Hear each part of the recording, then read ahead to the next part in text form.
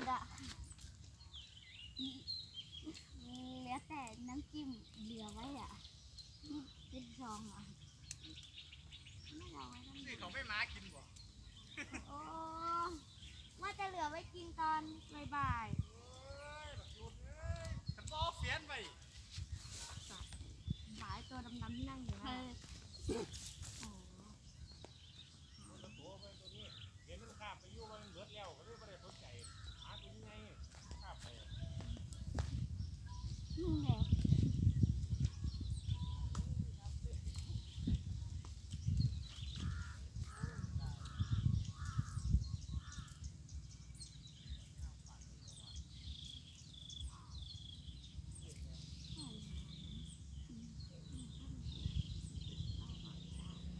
โต๊ะเอาสิ่งแดงมาให้มัน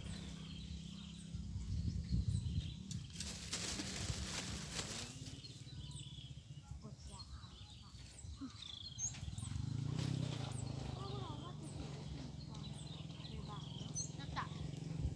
เย็นๆได้หรอยังไงก็ได้ยังไงก็ได้บ้านดูทำไมไม่หลับไม่ได้มันไม่มีแรงมันน้อยตัวเล็กจ้ะวิ่งขนาดนี้ไม่ได้เหรอวะลองดูสองสามรอบก่อนฉันแน่ใจก่อนนะแต่ว่าไปที่แรกเห็นว่าพี่เป็นไปครั้งแรกกับพี่ดิวอ่ะแล้วก็เราอ่ะนั่นแหละตรงนั้นที่ว่าเป็นแฟร์อะที่สี่หรือห้าปลากินไม่ดีเลยน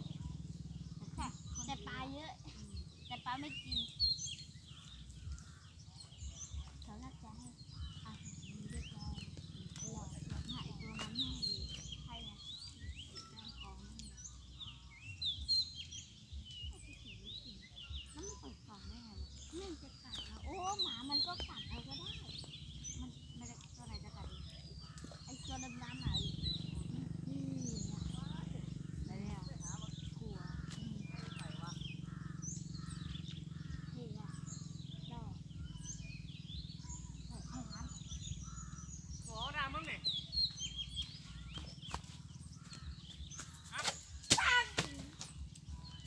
ได้เลยแน่เลย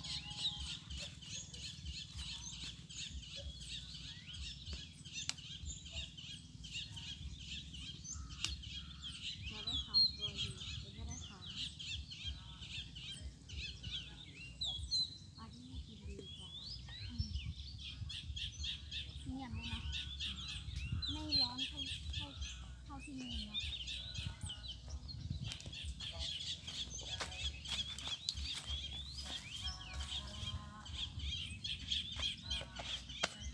ต้นนี้คนที่บ้านอยู่ไม่ต้องเสียอะไรเนี่ย มาดูรุดจับทาง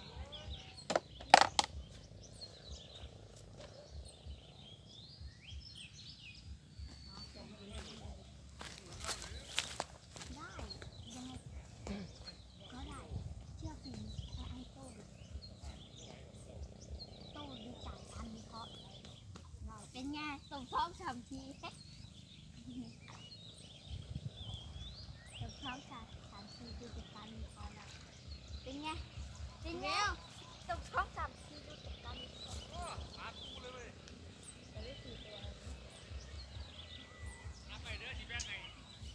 ไม่เอา เอาบ่ไปนอนน้ำเด้อนี่น้องๆนี่ไปนอนน้ำเด้อนี่ตาบ่ได้มา อันนี้เดี๋ยวเราเอาออก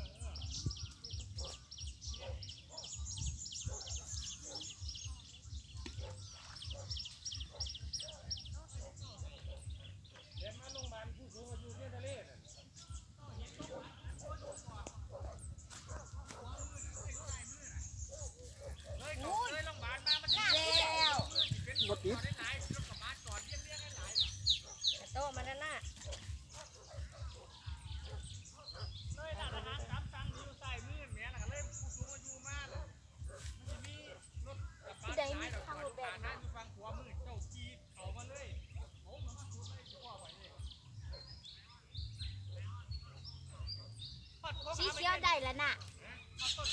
หืม สีเขียวได้แล้ว นั่น มาจับกันให้ต่อไปตาเองใช่ไหม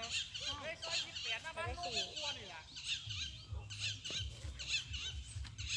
อยู่มองผู้สูงอายุผู้ชายมือแล้วเจ้า นั่นมันอีกละมันดึงไปแล้วนะ แต่มันดึงแต่มันดึงหันละมันดึงไม่หยุดมันดอก หน้าอยุสีสะเกต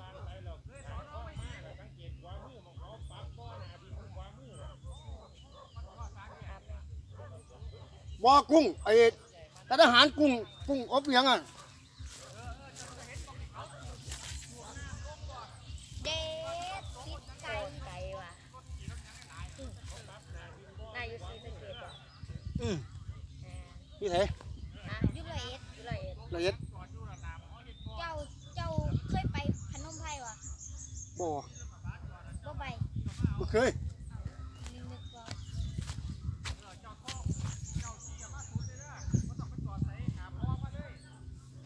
เจ้าอยู่จังหวัดหยังศรีสะเกษ พี่สะเกต